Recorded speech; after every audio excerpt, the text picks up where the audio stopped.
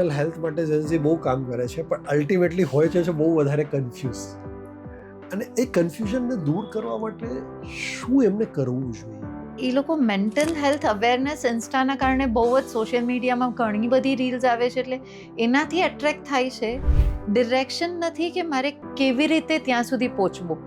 એટલે મલ્ટિપલ તમે બુક્સ કહી દો, પોડકાસ્ટ કહી દો, રીલ્સ કહી દો, એમના પાસે પ્લેટફોર્મ આવે છે, બટ એ બધું જોઈને મને શું થાય છે, એટલે મોર તમે જેટલા પોતા સાથે ક્લિયર રહેશો. ડિરેક્શન નથી, મીટ અ પ્રોફેશનલિસ્ટ. કેમ કે આપણે હમણાં જ વાત કરી કે પેરેન્ટ્સ સાથે વાત કરે છે, પણ પેરેન્ટ્સને જ નથી ખબર, ફ્રેન્ડ્સને નથી ખબર. ને પ્રોબેબલી હવે જે રીતે બુક્સ વંચાય છે એનામાં એ લોકો કઈ રીતે એને ઇન્ટરપ્રિટ કરે છે ને, again that is a question. કેમ કે એમના પાસે એટલું વાસ્ટ નોલેજ નથી, તો એક લાઈન વાંચીને એ લોકો કંઈક ઇન્ટરપ્રિટ કરી દીધું.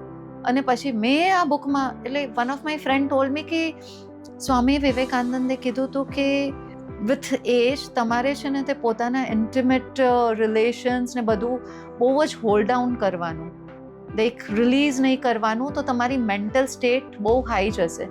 અને I am like, is it working for you? Probably એમના માટે વર્ક થયું હશે upon some environment.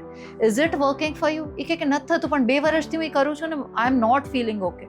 And release it, release your emotion and see that's where the changes. કેમ કે તમે અગર કંઈ બુક વાંચો છો પણ તમે તમારી રીતે ઇન્ટરપ્રેટ કરો છો, એને જેને લેખકે લખી છે એને કયા ઇન્ટેન્શનમાં લખી છે, યુ ડોન્ટ નો.